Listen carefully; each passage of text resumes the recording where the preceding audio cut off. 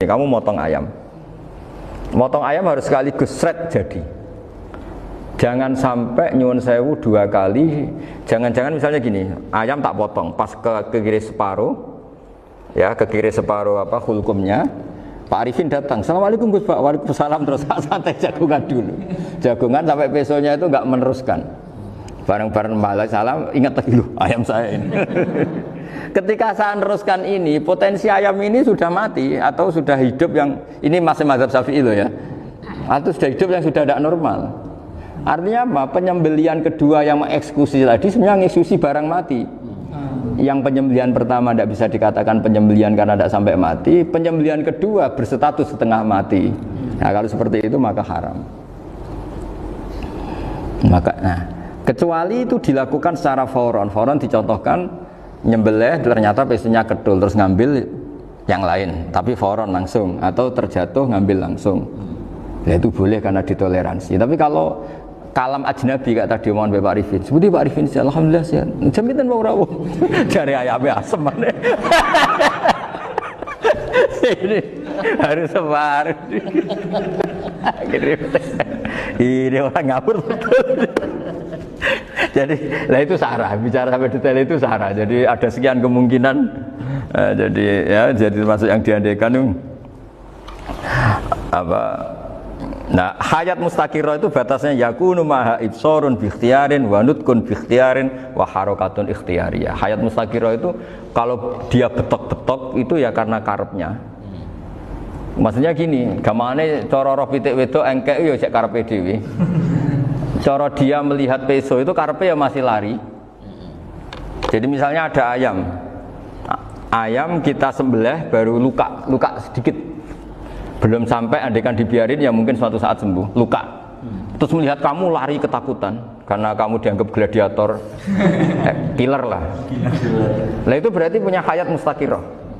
Tapi sudah kalau kamu sembelih karek ngeriwit, roh kowe serawedi. Ya kan? Mau demo ya sudah nggak berkutik, ya dia berarti tidak punya hayat mustaqirah gitu. Ya batasannya itu Joro. Nah, dalam mazhab Syafi'i syarat sahnya penyembelihan harus hewan itu punya hayat mustaqirah.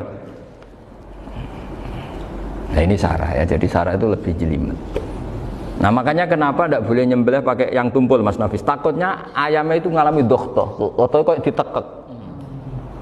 Misalnya sama nyembelih pakai peso tumpul, ini kini ketekek, takut kan dia misalnya ayamnya jantungan, roh peso wis seduk kan, udah gitu ketekek, nah itu mati dulu pasti itu.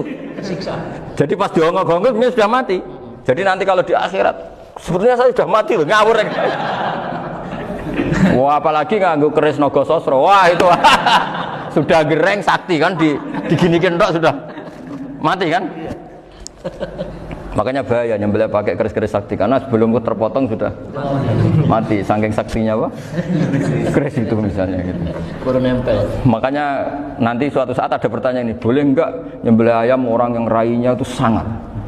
Wah itu haram, kena. Oh itu mesti mati dulu. Kumisen tatonan apa?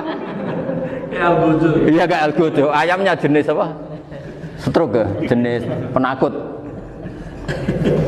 Pas mau disembelih gitu tidak mati. Jadi hati-hati ya nyembelih ayam. Jadi kalau orang kampung Pak Arifin ya, orang kampung mudin kampung. Mungkin kalau orang kota sudah nyuwun sewu enggak peduli. Kalau orang kampung itu apa itu Pak Arifin? Kalau nyembelih jago itu sampai apa itu?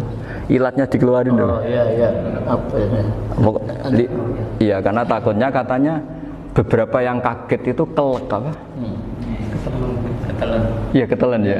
Ya itu ya ada kearifan gitu, tapi ya terlalu ya menyiksa ayam. Tapi memang potensi katanya Pak Arif. Katanya yang ahli-ahli itu ya. Jadi kalau dia jago ya mau disembelih, saking takutnya itu. Kalau orang Jawa kalau takut kan yang ngelek idu ya. Itu orang Jawa loh ya. Itu kalau orang takut kan kadang apa kayak. Nah ayam itu nak ketakut. Kadang ininya terus apa? Lidahnya masuk. Akhirnya pas disembelih ini nggak kena. Nah, makanya terus banyak mudin yang punya ikhtiar tadi. Pernah lihat Bapak yang ayam jago itu? Ilatnya dikeluarin. Ya, itu ya tidak wajib, cuma tidak bisa kita salahkan. Tapi kata penyembelih yang lain tak tanya, eksekutor yang lain, poe rodok dipenek Gus. Iku wis ra iso. Saya belum pernah nyembelih ayam karena ini kan selain nggak profesi saya juga nggak mentolonan saya. Tapi ini beberapa keifiyah yang penting kita tahu ilmunya. Yang paling pokok itu qatul khulqum wal mari. Ya kira-kira dalan sing dienggo nafas sama dienggo makanan tadi. Ya tapi itu tadi caranya semua itu harus mengalami atau masih punya hayatun mustaqirah. Nah, takutnya dalam konteks nyembelih yang apa tadi? Saya bilang separuh tadi. Itu jamnya normal enggak, itu sudah jam 11 ini? Jam 10 jam juga.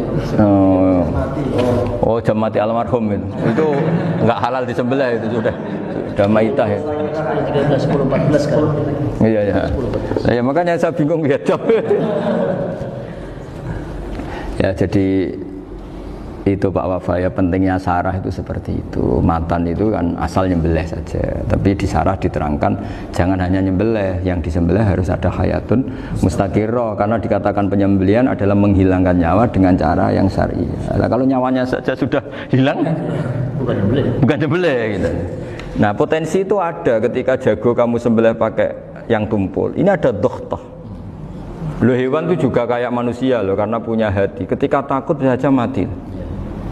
Nah, takutnya ulama kan ini ngalami doktoh, kayak orang ditekek kan mati kan, ditekek kaget. Contoh gampang gini, orang ditekek perempuan kemungkinan mati itu kecil, karena murni hanya ngalami pernafasan. Tapi nak ditekek wong gagah tatonan kan terus dua reaksi tubuh, takut sama gak bisa bernafas, itu kan lebih cepat apa? Mati. Kira-kira kan gitu. Lah ini sudah takut dongok-dongok itu kan nyiksa. Saya sering ketemu orang yang ahli nyari ular, nyari apa. Itu ya gitu. Filosofinya sama seperti orang perang. Harus bikin takut. Iku kewan Gus nak disewentak, iku telelekan, jare telelekan iku apa Pak Anda bicara bahasa Batawi itu. Orang kaget terus terpaku itu. Apa enggaknya? Teorinya Khalid bin Walid kan gitu. Kalau perang supaya musuh takut. Kamu tahu kami siapa? Gertak gitu ya. Ayat ji'na biqaumin yuhibbunal mauta kama tuhibbunal hayat. Kita ini bawa pasukan yang mereka mencintai mati kayak kalian mencintai hidup. Pasukan kami ini wah darwis, berani modar ya wis gitu, kira-kira gitu kalau bahasa Jawa itu. Gertak mati. Berani mati. Akhirnya musuhnya kan grogi. Nah, di antara syaratnya perang kan gitu, harus bikin musuh itu takut, gemeter. Nah, telelekan itu gampang gitu. Telelekan itu pokoknya tadi loh Pak Arifin, kepaku tadi. Nah, enggak berkutik. Paham ya? Nah, jangan-jangan ayam yang kita sembelih mau wis wedi diongok-ongok mati duluan gitu. Nah, makanya terus kata musannaf kalau bisa itu wa yakunu madzukira bidafatin wahidah. Kalau itu usahakan sekali jadi. Tapi itu bukan berarti syarat sahnya harus sekali jadi. Kira-kira karena tadi gak kebayang kan kalau baru separuh tak Assalamualaikum Gus Pak, waalaikumsalam Pak Arifin, sebuti kabarnya. Baru itu terus ingat, diteruskan lagi, kemungkinan ini sudah mati apa?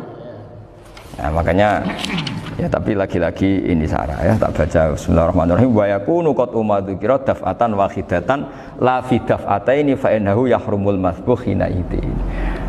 Kalau dua kali, tapi dua kali maksudnya yang satu kali ini mengakibatkan kematian, dikatakan penyembelihan belum sempurna, dikatakan hidup toh nanti pasti mati, berarti tidak mengalami hayatun mustaqirah.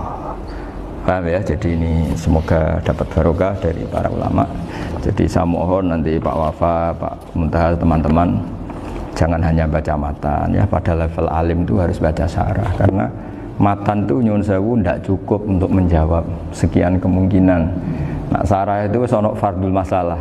Ya Pak Arifin ya, mengandaikan masalah meskipun belum terjadi ya pengandaian, sehingga nanti kalau terjadi kalau militer itu apa? A, B ya, alternatif gimana? Kalau strategi itu kan ada sekian A, B, C, kalau A gagal B sudah siap, oh militer. Jadi kalau masuk surga pintu satu gak bisa itu kedua lewat teras Gus. Ini sembrono. Pergi Al-Fatihah. Bismillahirrahmanirrahim. Alhamdulillahirabbil alamin. nasta'in shiratal mustaqim shiratal ladzina an'amta 'alaihim ghairil maghdubi 'alaihim waladdallin. Pun guys, baru